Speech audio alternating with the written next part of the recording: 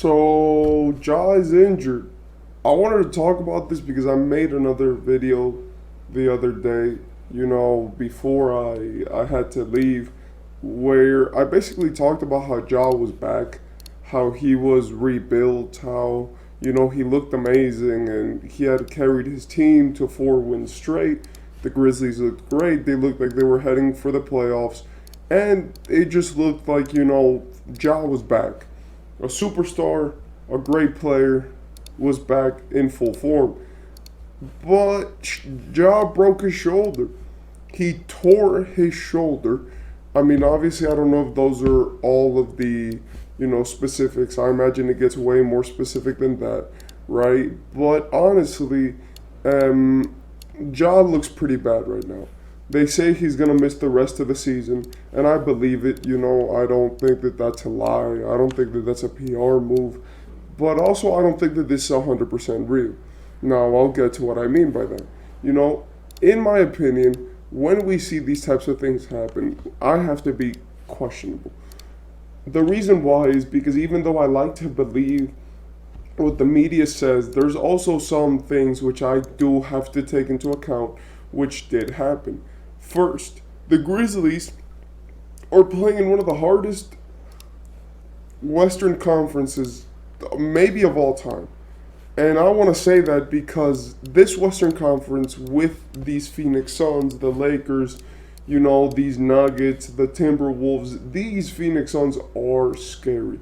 And honestly, let's face it, the Grizzlies started off with a record which is nothing to, look at and be proud of.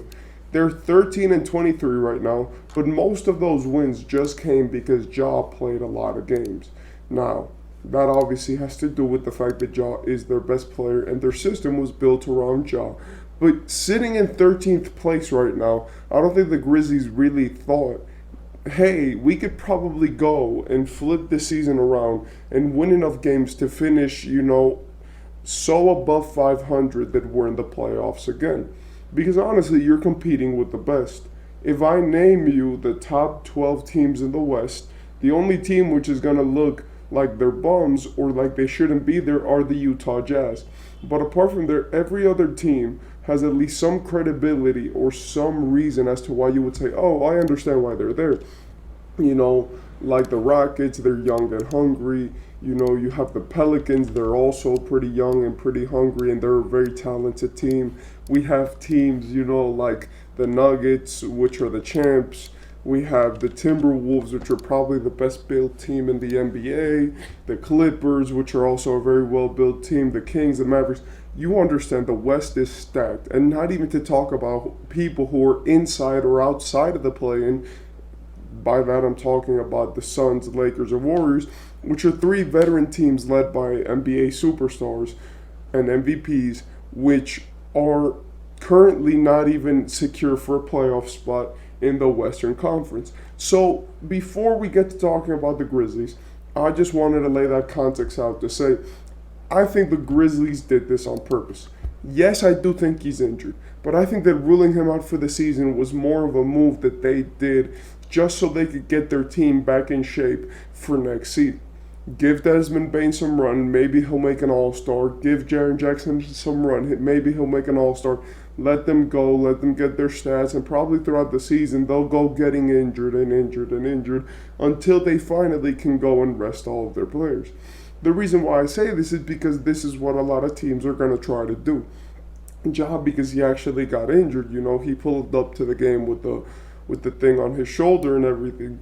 But I do believe that a lot of teams which are in that, like we're trash but we could be good, like the Hawks, the Grizzlies, and some other teams like that, like the Raptors and the Jazz, I believe that those teams should fully commit to being bad. I'm sorry, but this season is talented. I already talked about the Western Conference, but in the East, that top eight is crazy. And it's very talented. The Celtics, Bucks, 76ers, Magic, Heat, Pacers, Knicks, and Cavaliers. And we're not even accounting for the Nets or the Bulls, right? Well, for the Nets or the Hawks, the Nets or the Bulls, it depends on who you want to pick. Maybe the Nets or the Raptors. So what I really want to say is that honestly, the NBA right now is in a point of a lot of greatness. That's why I think they should expand. I've said this before. I think the league should be at least 32 teams because, in my opinion, there's so many good basketball players out there. It's hard to have bad conferences in the bottom. You know, the teams which are great are amazing, and the teams which are good are middle of the pack, and the teams which are bad are terrible. Like I'm telling you, there's a lot of teams right now which probably in the past would have gotten a lot more wins, probably would have gotten a lot more coverage and been a better team. But just because they're playing in such a competitive era, it causes them to have less incentive to win. These teams, like, look at the Pistons, the Wizards, and the Hornets. These are teams which are perfectly capable of at least making a play. Maybe not the Pistons or the Wizards, but at least the Hornets before have made it to that point, and they were there. And now they're not even sniffing a playoff spot, and they're not making one this season. I know it. And the reason why is because talent in the league has been heavily saturated. The NBA and basketball itself as a sport is growing. There are more players coming into the league which are actually staying in the NBA and don't get benched or cut or anything like that. And even though, yes, injury has become a problem, I think that's just what comes with having so many good players.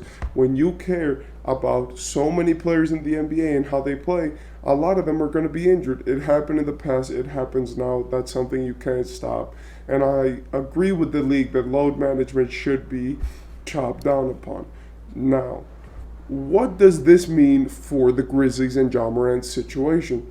In my opinion, Ja Morant's situation was purely just a way of the Grizzlies getting out of this season. Ja is still young, he signed this big deal, and even if Ja requests a trade, what you're getting back from Ja Morant is something incredible because Ja has proven that he is a superstar, that he is a franchise player, and that he is a player who you want in the front lines with you as a leader. Because even though he did that stuff on with the guns, and even though he did that stuff, you know, with the Pacers and the whole situations that happened with him, Ja has shown that he's much more than just a player. He's the voice of his team. He's the guy who his guys want to go out and fight for. And I'm sorry, but that's true. He plays like a champ. He executes himself, and especially when he's on that court, you know, he really does execute like a superstar player. And that's why I think that Ja Morant is so valuable. I think he's probably one of the top three most valuable players out right now. You know, well, one of the top three most valuable guards out right now. I feel like his age and his timing have been so perfect, but I do think the Grizzlies and the way that they've built around him has also been pretty perfect. Now, you can't stop injury, and you also can't stop your superstar player showing a gun on IG Live. So, I guess this season has just been one where you just kind of have to, you know, just hang it up and say, okay, we tried, but we're going to lose as many games as possible, maybe get a high draft pick, come back next season, and put it up. Now, who is that high draft pick going to be? We don't know yet. But up-and-coming big men, you know, are pretty much on the rise, and the Grizzlies could honestly use one. But what I really believe is that the Grizzlies could use, you know, a small forward. But yeah, honestly, you know, what I really want to see is the small forwards of the 2024 draft, you know, really coming out and honestly putting up a good show, because even though we're not in, you know, draft season yet, and even though we're not in a good position to be talking about, you know, the draft or anything, because it isn't that far in the year yet, and we're not bored of basketball. Basketball right now is great. I do feel like getting a guy like Cody Williams, you know, Zachary I don't know how to say his last name, but these wings, these big wings, which are in the draft, and you could get, honestly, would benefit, you know, the Grizzlies. Their weakest positions are the wings. They've tried for years to get a good one. And if you can't, then you just take whatever your pick is, trade it to the Warriors for Andrew Wiggins, and let them figure it out. So yeah, in my opinion, the Grizzlies right now take this season, take this draft pick, take whatever you're gonna do right now, and use it to get a high draft pick, use it to get a small forward, and then in the end you'll be fine. So yeah, that's what